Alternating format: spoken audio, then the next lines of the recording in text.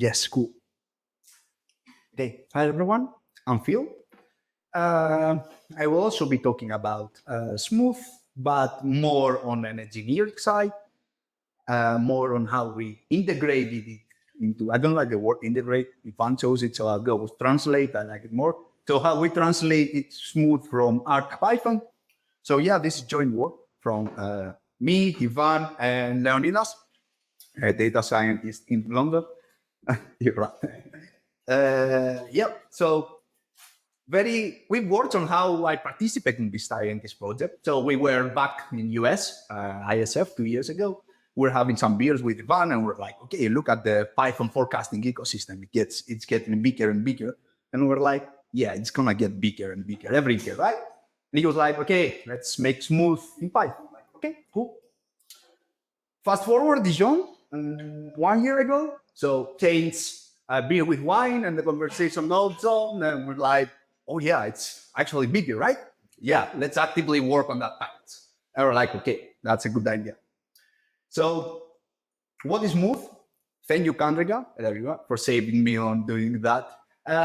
In a nutshell, it's a package based on Augmented Dynamic Adaptive Model. Adaptive because parameters change over time, recursivity, as Kandriga discussed, dynamic, okay, with time series, and augmented because it adds extra features on the usual ETS ARIMA stuff. How when I talk about it, okay, it just unifies all the core statistical things into like a more advanced representation. Again, if you want more details, monograph and advanced open link and Kandriga's presentation. I'm not spending time here. Instead, the talk is on the engineering part of Smooth and how we took that and we built the Pythonic side. So sorry, no formulas, fortunately or unfortunately at the moment. Depends on your perspective. This is the content. Actually, the main talk I would like to focus on is this R and Python debate. So we had a conversation on during lunch, like finding a way to actually bridge these two different worlds so we benefit like the community more. Had the excellent presentation at the beginning, is a whole introduction to the ecosystem. And then Mitch also described it a bit like the core modeling differences. So I would like to force a discussion on that side. So maybe we can somehow unify them and like assist in building better open source of food. Then some lessons while we're translating, and then I'll just conclude.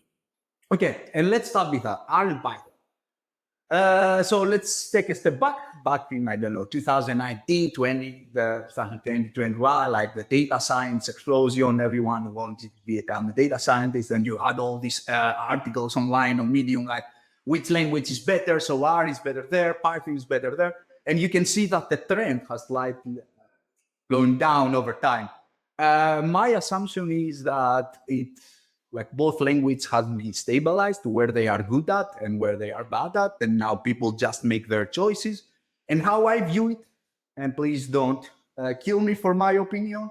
So in R, we have a data modeling culture, as Brian describes it. So you have a model, a stochastic model, and you want to actually calculate some parameters from that model. Yeah, it's designed by statisticians for statisticians. That directly gives a very big advantage for statistical implementations, loved by academics, econometricians, and who can blame them? It's very fun.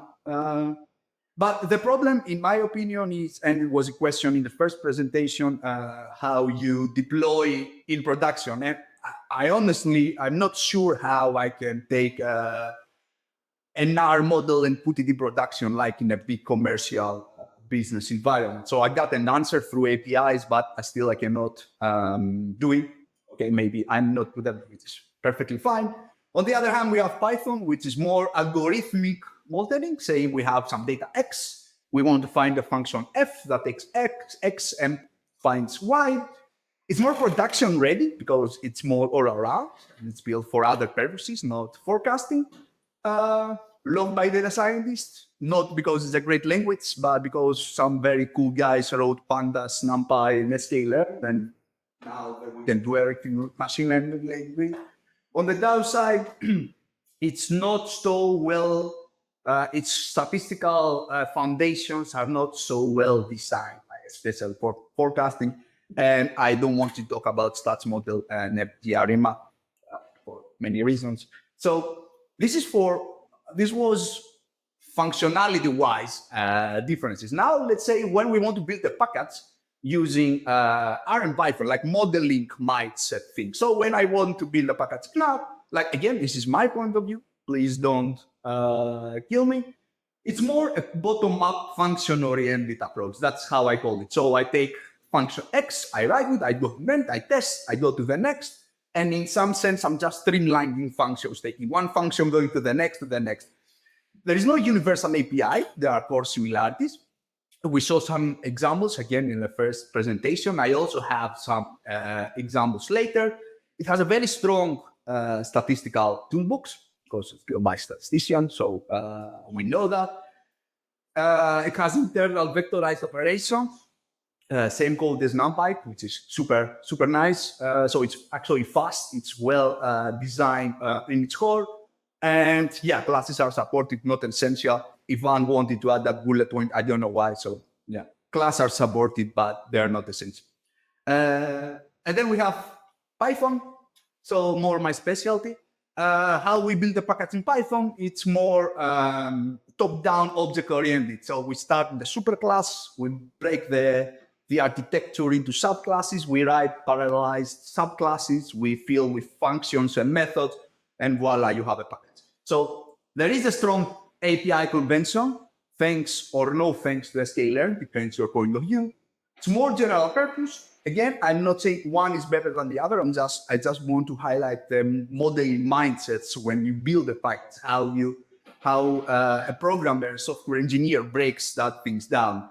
And performance optimized via NumPy, which it's the same underlying mechanism as our intervals.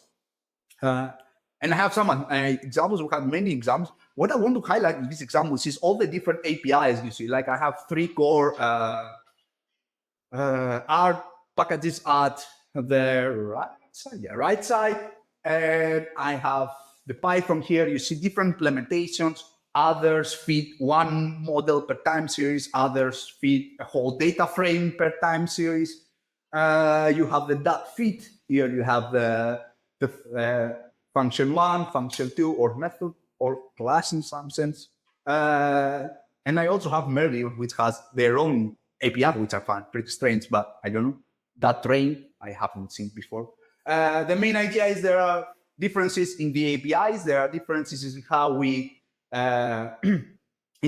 actually approach the software. And my opinion is we need a better grammar for building good forecasting software. But again, my opinion, very happy to discuss that. What's the takeaway of these slides? Okay, we have 2 languages by construction, different core differences, both construction and modeling-wise, how software engineers and developers think about this stuff. This leads to different results, goodness of fit for specific tasks. I use Python for something, I use R for something else. We have very talented people, as this room suggests, building software with expertise on either language. And the question which is open is like, does that actually impact the development of very cool open source software? And well, I would like to discuss that. I assume that the answer is yes, but again, it's not a super hard answer. Based that it is yes, how can we limit the cross-language differences in Smooth? Okay, how we did that? You already, thanks for the spoiler, Kandrika. You already saw that nice slide.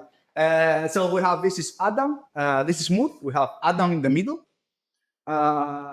We have different models around Adam, and each model has different fitting methods, like you have seasonalities, different order components, model combinations, different initializations. I'm not going into details. Kandrika explained them very well. I'll focus on the code, Adam Core. So Adam Core is written in C++.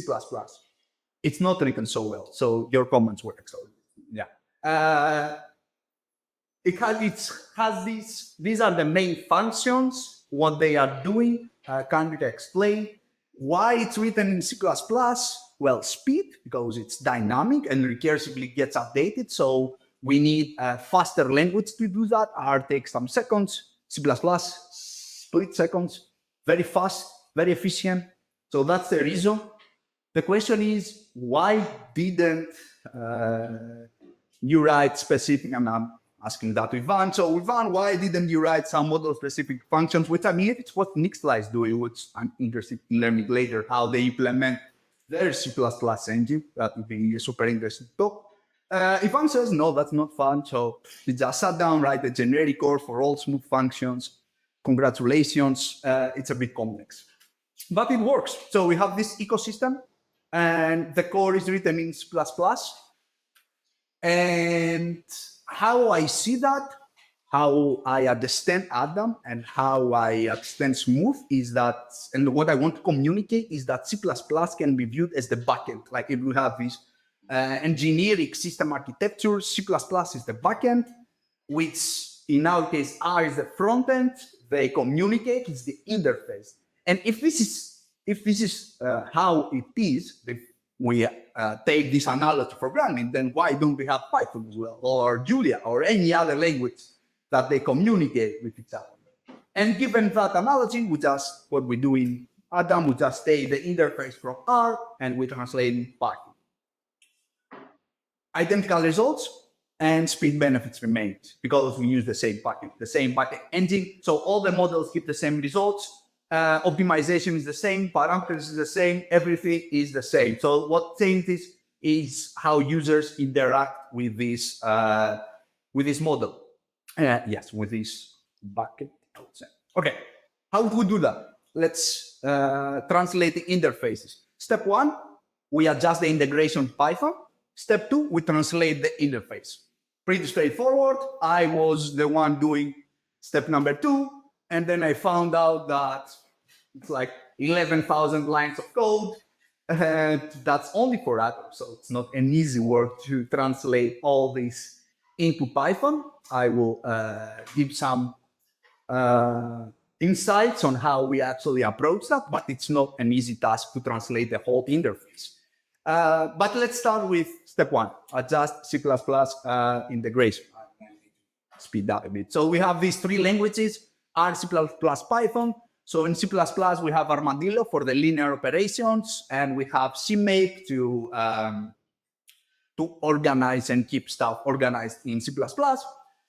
RCBP with RCBP is used to take objects from R and C++ and communicate it. Pretty straightforward.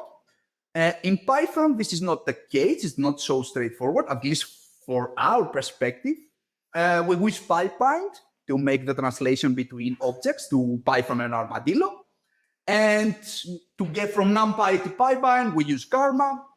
And then we use cited build to actually build the packet from CMake. And when we were discussing how to do that, this is what I was like when I was seeing that. But that's just Leonidas was explaining to me what is going on. I was like, okay, cool, man, nice work. Okay, let's go to the interface. Let's translate the interface. What is the strategy we are using? It's pretty straightforward. Yeah. Okay. Very sorry for that. Let me very quickly go. Quick break. Thanks, mate.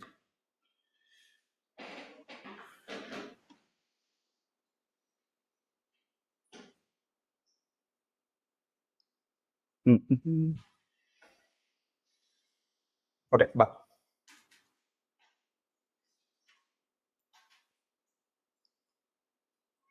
Okay. Okay, so I'm not going into the details. Again, Kandrika explained. So we have Adam, which is the main interface.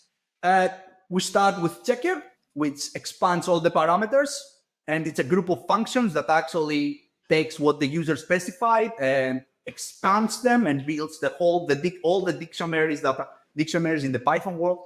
to continue with the next objects, we have the creator with 4 important functions. One creates the core state space matrices, as Kendrick explained. Architecture initializes filler. I'm speeding up a bit. Then we go to the estimator. We estimate parameters, which actually estimator is what runs the optimization. And the main cost function is what uses the add-on filter from C++. So again, this is the whole interface, the whole infrastructure. Our strategy to make the translation when I started was to go on a function by function, chunk by chunk. So I'm taking each piece of code from R, like big functions, and I'm making one mapping to Python. You see the results, they are pretty identical. Some core differences are from the Pythonic world. We use dictionaries for better storing of the data. Oh, come on. Again, sorry. Run back.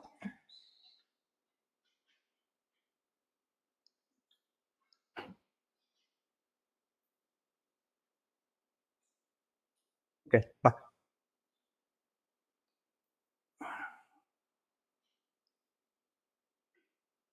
Thanks, Mitch. Okay. And yeah, the initial results were cool. The whole thing was working. The translation worked fine for it, yes, but the code was ugly. By ugly, I mean not Pythonic. When I was looking at it from a Python point of view, it was a mess. In R, it was making sense, but in Python, it didn't. So we decided, okay, let's refactor, let's make it more Pythonic. And we went through the code base and we converted it into a complete Pythonic SKLM structure. We have very good code organization. There's an example there. Smaller utility functions, well documented, so everything is a structure. We have better error handling. We know where the errors are coming from, so we jump right into there, and we have very good, actually very, very good documentation. Everything is very well commented. If someone external wants to contribute, because the original code was hard. Yeah. Now it's much more organized in the Pythonic universe.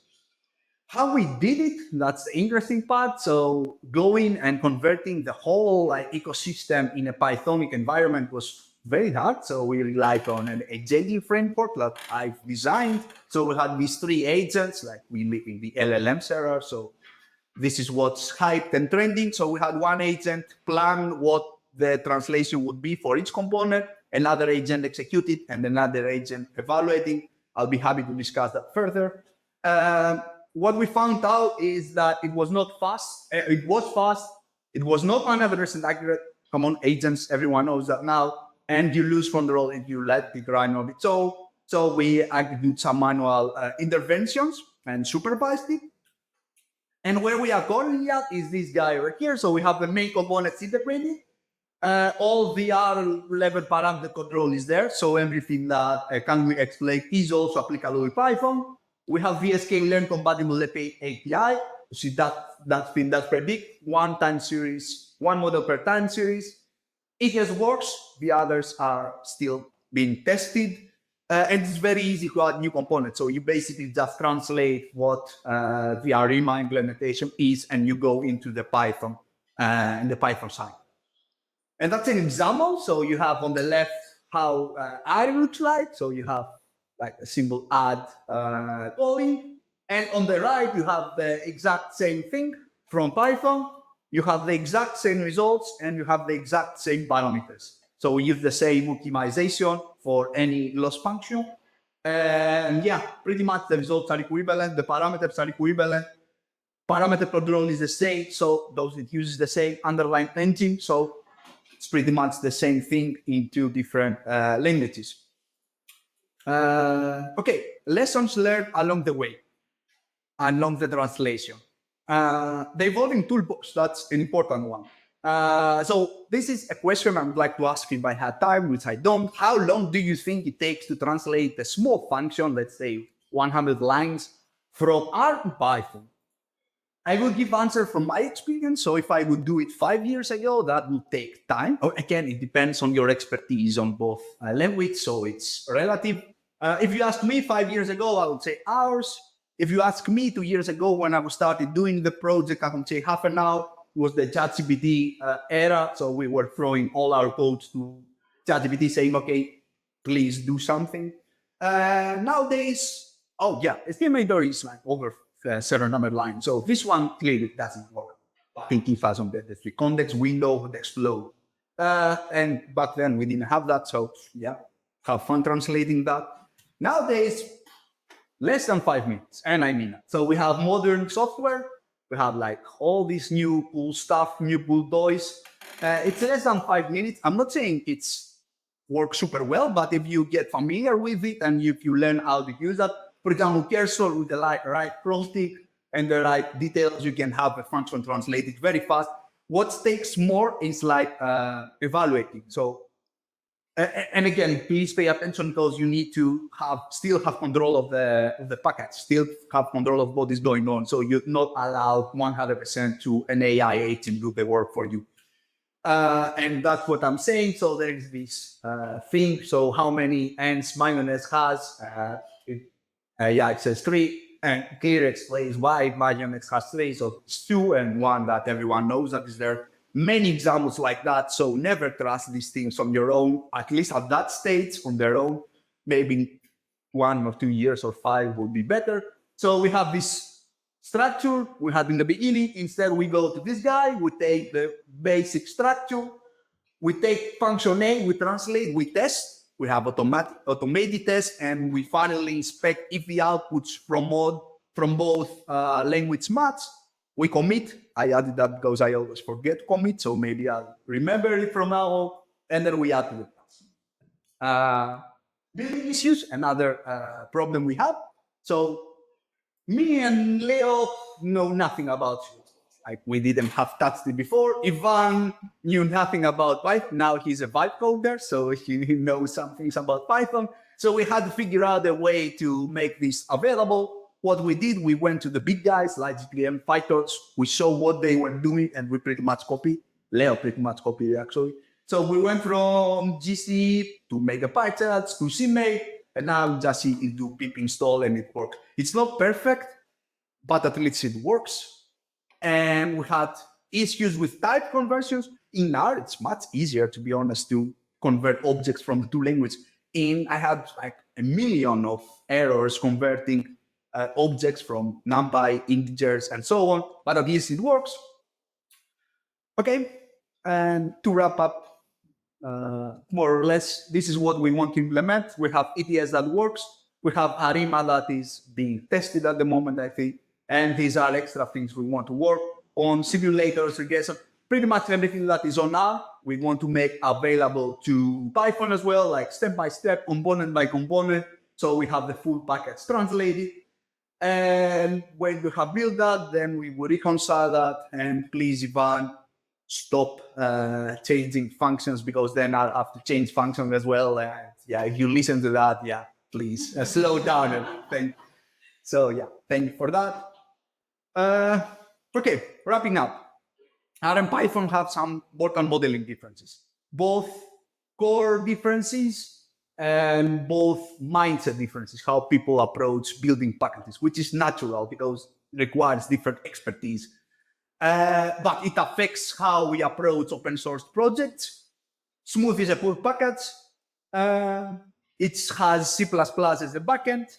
So we take the interface, which I call frontend, and we just translate it and then integrate with Python and change Pythonic APIs. We have identical results. ETS is fine. And adding new features is kind of straightforward at the moment because the code is written. Yeah, that's all. Thank you.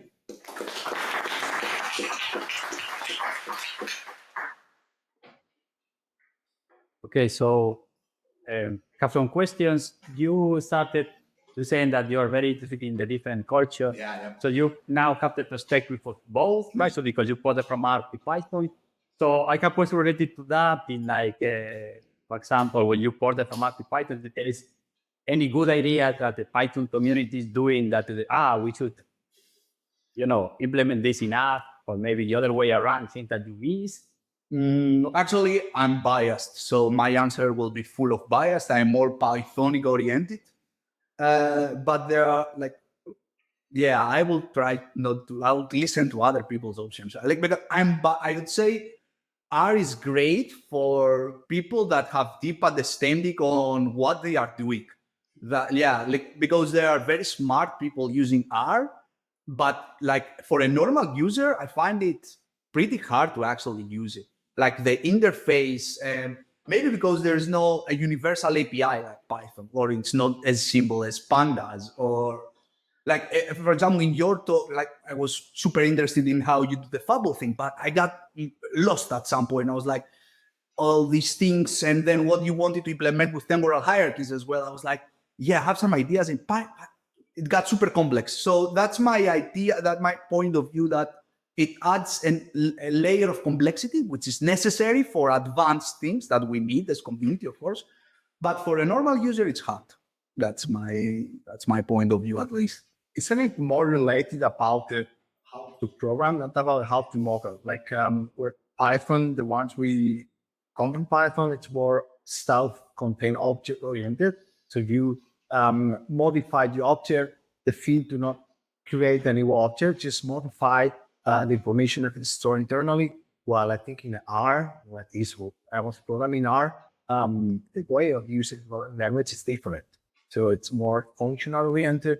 You got some classes, but the mindset, how you solve the problem of the modeling, it's different because the tool you're using is a little bit different. Yeah, I agree. But maybe that's big difference in facing the solution. Yeah, if someone from our environment wants to add something, I don't know, but especially the thing you said, sorry for giving to you.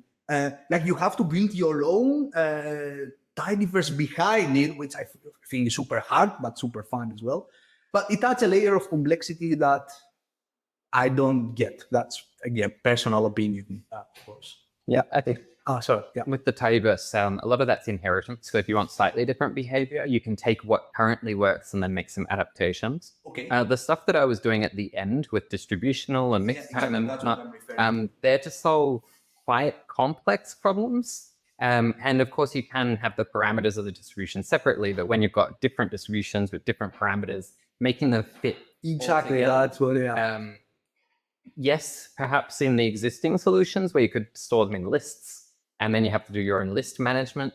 That's the more programmatic approach. Yeah. But for end users and people, analysts just trying to work with distributions, I think being able to make them into special vector types that are non-standard as far as standard data structures are concerned, takes a bit of work on the developer side, but it's nice to have that flexibility. Yeah, I agree. It's a bit more complex, but once you get that, you get all the flexibility that you are talking about. On that topic, I'd be curious if you know of other work in Python, because I know in Julia there's other distributions or mixed data type objects.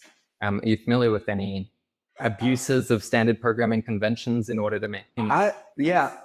I would say like there are people from, and there's a talk later where I guess you will describe in the Pythonic interface what it includes and so on. So maybe there will be some information there. The thing is, there is Panda series and there's NumPy arrays, like, and data frames, like these three things. And everything is built on these three things. That's it. Like there is nothing else you can do. If you go somewhere else, you're probably lost because you lose all the benefits of these three guys. It's everyone else uses. So why go on your own? That's my point of view, at least. Please. So to answer your rhetoric question, how to deploy R, Yeah, please.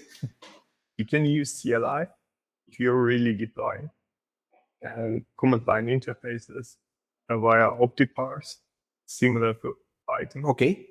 or Plumber API. That's all. And that's all works. If you are using the fetch jobs in cloud infrastructure, CLI works perfect. Okay. And you know.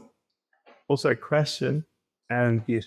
how modular is the Python version? Because even given code in 2022 at tops above Adam, and I got really excited about it. I wanted to implement it easier. And then I went to the repo and then I opened it. I was, no way.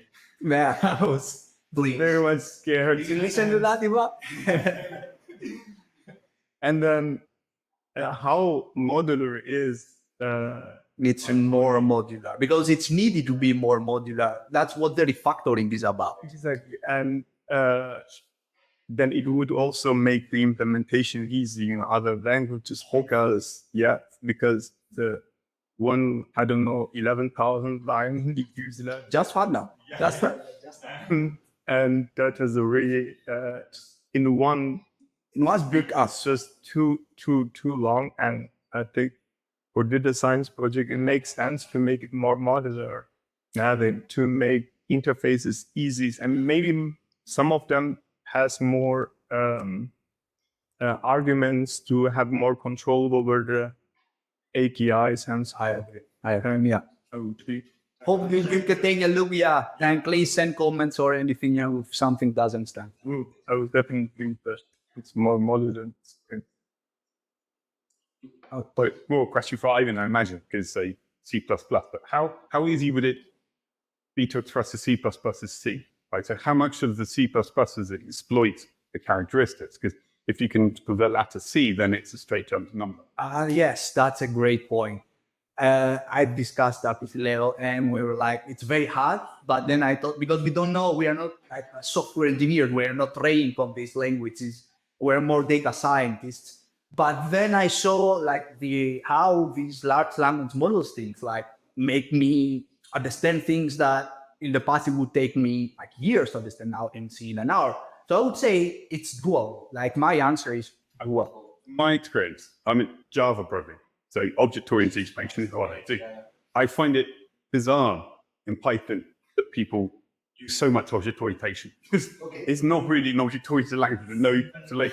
So there seems to be almost surreal as I see it. With Java, everything is being forced everything. Yeah. Everything you must be. With Python, you can do anything, but we'll pretend we're not. Yeah, I see what you're saying. Pretenders encapsulation, etc., etc.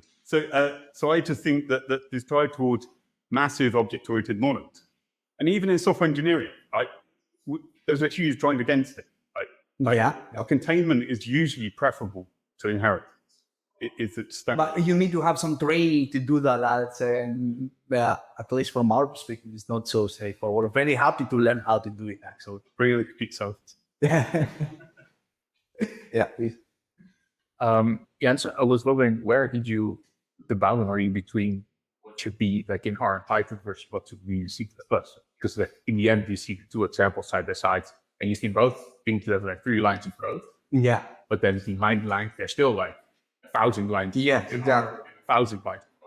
That's the Maybe you could also offload directly to C++. exactly. That's Ivan pretty much answered that in the previous. Like what he did was he tested when there is improvement in C++ over using R version. So if he saw that, okay, if I use this, I take this component and use it in C++, there is speed benefits, then I use C++. If there is not, I'll use R. In my very highly optimistic and probably utopian thing, it's based on what with Daniel, we recommend with Daniel, what he also suggests, like, okay, have most of it in C++, and then just use R and Python for whenever people want to implement. So yeah, let's learn how to make that. That's my point of view. Have as much as possible in C++. Yeah, I think that's true. I understand like the history behind it, because you start off with something in R or in Python, and at some point it's like, oh, this thing is really slow, and he's convert that thing to C++ or whatever.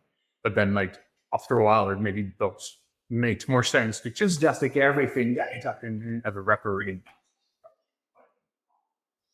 Just a comment. You mentioned the problems of R in production. My bias, I don't know. Hadley Wickham's currently writing a book with the title R in Production.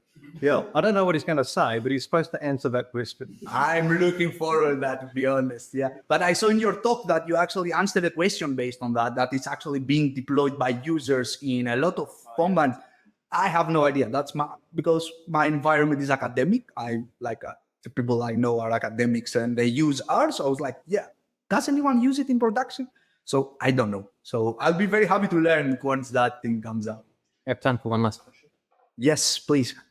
Just with some of that, I think like it's not fair. Like every time I heard that R cannot be deployed by production, it's a lie. You can delete in my experience. However, I have to say for the business perspective, it's not really useful because each time you deploy something not well, you will become the bottleneck because you will be the only one in the change management who can fix it.